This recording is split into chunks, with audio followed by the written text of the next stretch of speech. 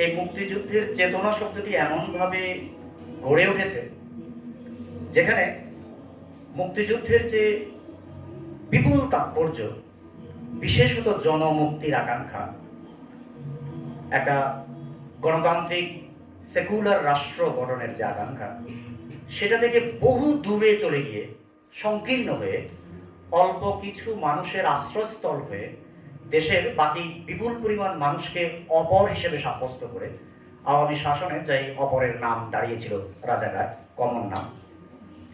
এইভাবে এমন একটা একাত্মক মুক্তিযুদ্ধের চেতনা এখানে রাজত্ব করেছিল, যেটা আসলে মুক্তিযুদ্ধ সংক্রান্ত যে কোনো ধরনের আদর্শবাদী অবস্থান থেকে অনেক দূরবর্তী। এমনিতেই ফ্রান্স ফানো আমাদের যেরকম বলেছেন, জাতীয়তাবাদী লড়াইয়ের যে কোনো মতাদর্শিক হাতিয়ার স্বাধীনতার পর আবির্ভূত হয় নিপীড়নকারী মতাদর্শ হিসেবে। সেই বাস্তবতা আছেই, আমাদের এখানেও সেটা ঘটেছে।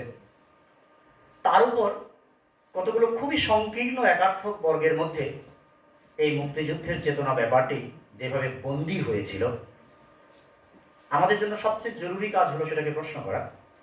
আমাদের জন্য সবচেয়ে জরুরি কাজ হলো ব্যাপকভাবে উপস্থাপিত এবং উপস্থিত ওই ন্যারেটিভগুলোকে প্রশ্ন করা এবং সেগুলোকে ভেঙে ফেলা, যেন মুক্তিযুদ্ধের চেতনা নিজেই মুক্তি লাভ করে, যেটা বন্দী ছিল।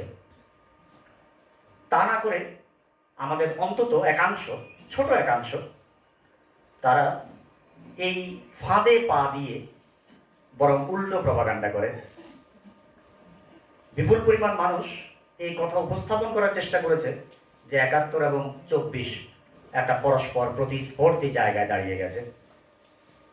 কিন্তু যারা ২৪-এর প্রধান পক্ষ, রাষ্ট্রপক্ষ থেকে শুরু করে রাজনৈতিক পক্ষ এবং বিভিন্ন দার্শনিক এবং সাংস্কৃতিক পক্ষ, তারা বারবার সাবধান করেছে, আমরা কথাটাকে অনায়াসে এইভাবে বলতে পারি যে স্বাধীনতা সংগ্রামের মধ্যে, স্বাধীনতার মধ্যে মুক্তির যে আকাঙ্ক্ষা ছিল, সেই আকাঙ্ক্ষা আসলে একটি অনবরত চর্চিত হওয়ার মতো প্রক্রিয়া, যে প্রক্রিয়ার বিভিন্ন পর্ব আছে, পর্বান্তর আছে, এবং তার মূলে আছে আসলে বাংলাদেশের ১৮ কোটি মানুষের কোনো না কোনোভাবে জীবন মানের উন্নতি করার জন্য সক্ষম একটি রাষ্ট্র প্রতিষ্ঠা করা। এবং সেই রাষ্ট্র প্রতিষ্ঠার সংগ্রাম যেহেতু আমাদের এখনো শেষ হয় নাই, ফলে বারবার আমাদের মুক্তি সংগ্রামের কাছে যেতে হয়েছে। ২৪-এর বিপুল শিক্ষার্থী জনতার অভ্যুত্থান আসলে সেই ধরনের মুক্তি সংগ্রামের এক উত্তুঙ্গ, মহিমান্বিত এবং সফল পর্ব মাত্র। সুতরাং এই দুইয়ের মধ্যে কোনো বিরোধ অন্বেষণ করা, এটা আসলে কূটচক্রী মহলের কাজ, এবং যারা এই ফাঁদে পা দিচ্ছেন তারাও জ্ঞাতে বা অজ্ঞাতে সে একই ভুল করছেন এবং বিরাট ক্ষতি করছেন। একটা রাজনৈতিক সমাজ গঠনের মধ্য দিয়ে গণতান্ত্রিক বাংলাদেশ গঠনের যে আকাঙ্ক্ষা এই গণ আন্দোলনের মধ্য দিয়ে প্রকাশিত হয়েছে, তার বিরুদ্ধেই অবস্থান নিচ্ছেন, যেভাবেই করুন না কেন। প্রকৃতপক্ষে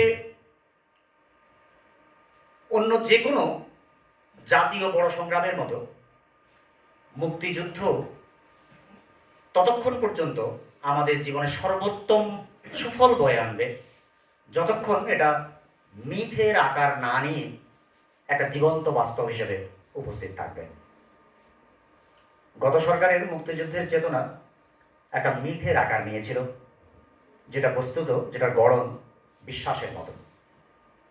এখান থেকে মুক্ত করে এর মধ্যে একটা উন্মুক্ততার, বহু অর্থকতার, বাস্তব জীবনের সঙ্গে সামঞ্জস্যপূর্ণ সংলগ্নতার একটা সম্ভাবনা তৈরি করাই যে কোনো বিজয় দিবসে কিংবা মুক্তিযুদ্ধ সংক্রান্ত যে কোনো আলাপে আমাদের প্রধান লক্ষ্য হওয়া উচিত, যেটার অবশ্যম্ভাবী লক্ষ্য মানব মুক্তি, মানব কল্যাণ।